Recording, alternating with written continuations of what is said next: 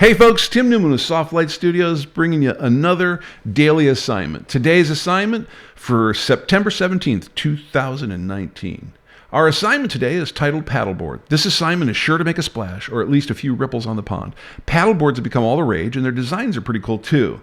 Shouldn't be too hard to find some paddleboard action near you. Just get out there soon and do it before it becomes too cold. All right, let's take a look at some sample images. In our first sample image here, we have a really great scene of a paddleboard action at sunset. Now, if you were in my class, I would immediately ding you for not leveling out the horizon line here, so I lose bonus points on that one. I apologize for that, but I still think we can talk through the image and discuss things there that I think they're really important. I like the fact that we have not put the horizon line in the middle. We have left it lower in the scene, and I think it works really well that way. Even though our sky is cloudless, I think that works okay here, and it really solidifies the silhouette perspective in the scene. By keeping our horizon line low and our vanishing point low, it really gives us that kind of upward looking view of the rider on the paddleboard, but clearly we've made efforts to stay at a level where we can see down the surface of the paddleboard and get that texture off of the top of the paddleboard.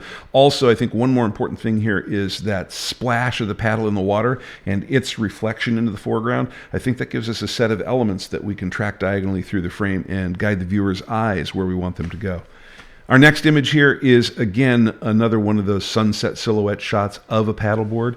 I think this works really well, and again, we've got that lower third horizon line with the water, giving us the right perspective over the top of the paddleboard and the silhouette of the paddleboard rider, and tough to argue with the colors and the look of that sunset. It's a pretty fantastic picture. Let's take a look at our elements of design here that we are concerned with.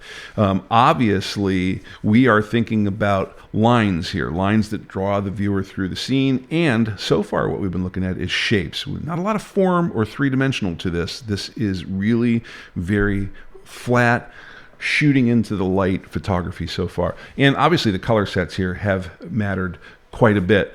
Let's take a look at some more sample images here. In this next sample image, fairly straightforward. We're just really working the colors here. And if you think about it, we've got that kind of greenish water and that reddish paddleboard there. That's our complementary color set. And the rest of this in here, we would really say is almost devoid of color. So this works really well. I like the way that we've got the paddleboard sitting at the diagonal of the frame. It gives us the largest view of the paddleboard possible. And I think the wave coming in gives us that kind of intersecting line coming in from the side. So I think this works pretty well together. Here's another picture here. And I really like this picture because it's more of being on the paddleboard with the rider being engaged in the scene. I love the dead versus active space here, the fact that she's looking into the largest area of active space. It gives us something to follow along and look at out there as well. And that little orb of the sun bouncing off the water there, that's kind of where you think she's looking, and that's where you want to look. I think it really engages the viewer in looking through the picture in a very nice way. I love the muted color set here. I think if we'd had her in a bright green shirt or something like that, it would have detracted from this. I think this has a really nice look and feel to it. One last picture here. He obviously had a blast on his paddleboard, and he is coming in for the day. But I think this is just an adorable shot. You know, we've got a little bit of a diagonal coming in through the frame from upper right to lower left. We've got a really nice division of thirds. We've got kind of that little wavy, chunky water in the front. We've got the dog in the middle and the paddleboard in the background. And we've got thirds from left to right, too. And we've got that middle line focus with our subject here, which is obviously the dog, which I think works really well here. I like this tight crop on this. I think it just absolutely fits this picture perfectly. Let's take a look at some of our rules of composition that matter to us here.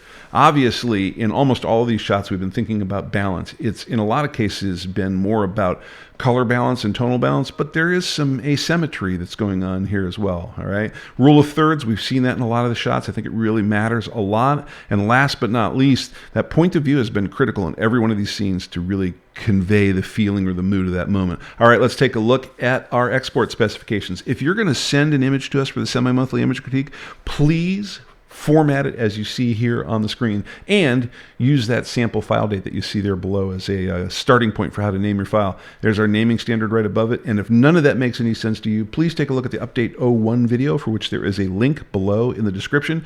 Speaking of links, the upload URL is out there as a link as well in the description, so you can click on that to send us those pictures easily. And last but not least, the all-important subscribe button. That's a pretty cool link too. All right, there.